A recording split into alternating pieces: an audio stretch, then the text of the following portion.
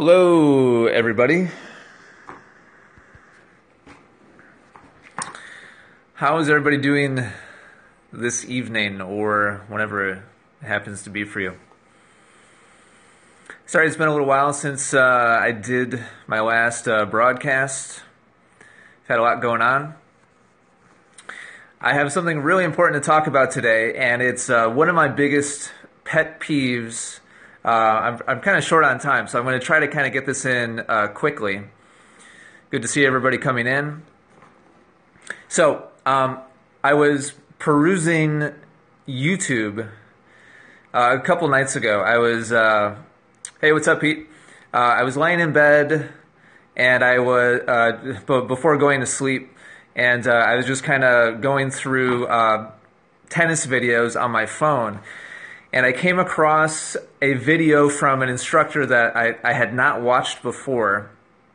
I'm not going to say who it is or who it was, what his name was, but he had posted a video of him teaching a teenage girl. I think she was probably 15 or 16. Pretty good player, knew how to hit the ball. And there was something in particular. Hey, what's up, Max? Something in particular that he was doing that just brought back all of these memories for me from when I used to teach full-time. And there's one thing in particular, well, not one, there's a lot of things that really bug me about most teaching pros and most tennis lessons.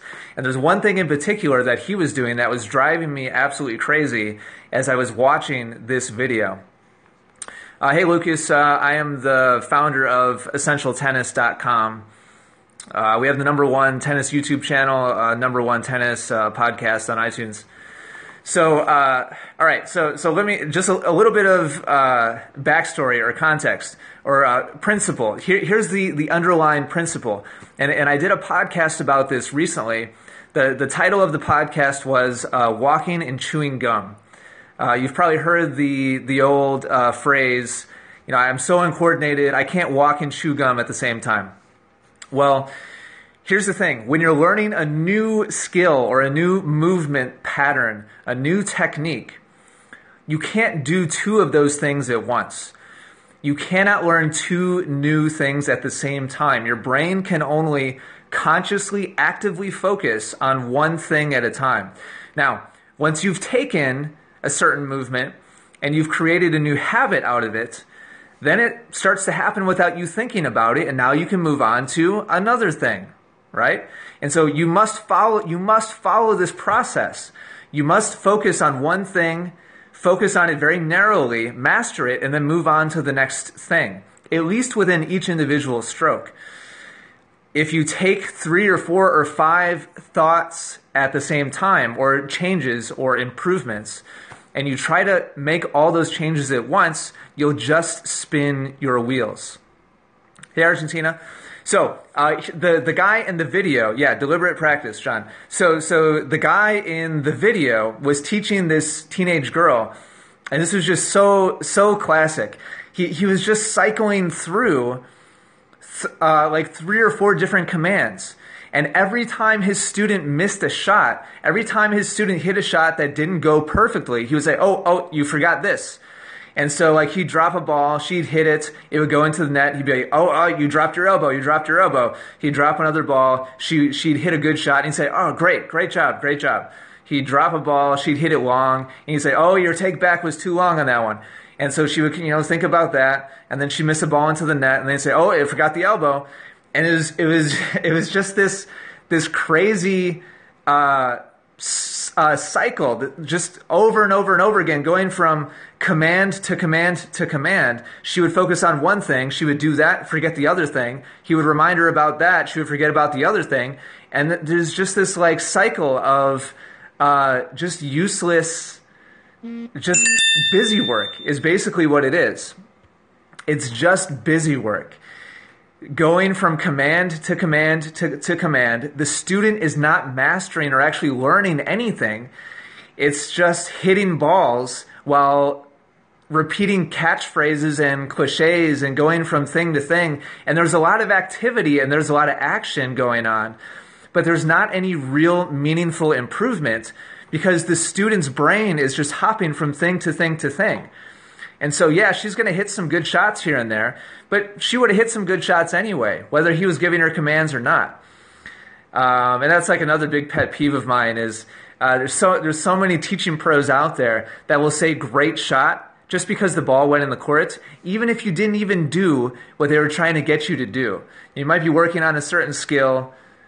You might be working on a certain skill, and you hit a ball your old way of doing it, and it's a great shot. And coaches say, "Oh, awesome! Good job, good job." Even though whatever was being worked on, it's kind of another topic for another time.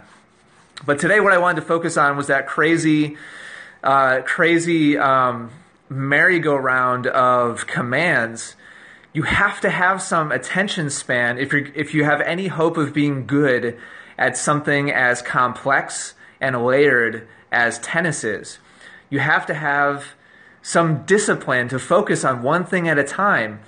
And as a coach, as a teacher, you have to have the discipline to stick with one thing until your student gets it and then move on. Or if you can tell that it's not something that's going to be picked up by your student, move on to something else and then come back to that later or what have you.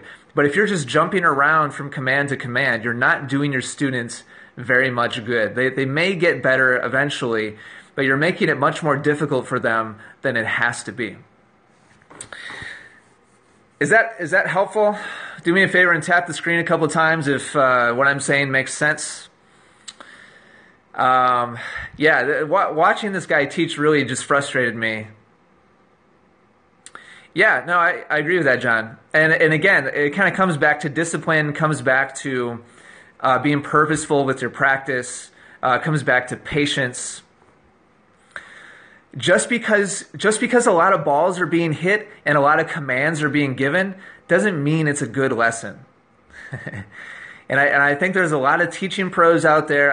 I don't mean to come down on teaching pros. There's a lot of amazing teaching pros out there, but there's also a lot of BS lessons being taught. Just because there's a lot of yelling and feeding and running and hitting does not mean that it's a good use of your time. Does not mean that it's a good learning environment. Sometimes it's what's required. Sometimes it's what you need to work on. But a lot of times it is just, I need to come up with a word for it. It's just not useful. Yeah, definitely, quality over quantity. Compliment her outfit. Nice. Ask what kind of Starbucks she brought to the court. All right, I got to go. I was kind of short on time, but I wanted to squeeze this in. Thanks for watching, everybody. Thank you for the hearts. Do me a favor, if you're watching and this was helpful, do me a favor and share this. Share this with the people who follow you. You can do that by, what is it, on Android? What is it, swipe up? Yeah, on Android it's swipe up. On iPhone, it's, I think to the left, swipe to the left. And there's an option to share the broadcast. I'm going to start asking for that a little bit more frequently. I've never really asked people to share. But it'd be cool to kind of grow the Essential Tennis, what do you call it? You don't call it a Periscope channel, whatever. It'd be cool to grow our following here a little bit and help out as many tennis players as possible. All right, thanks for dropping by, everybody. Have a great night, and I'll talk to you all again soon.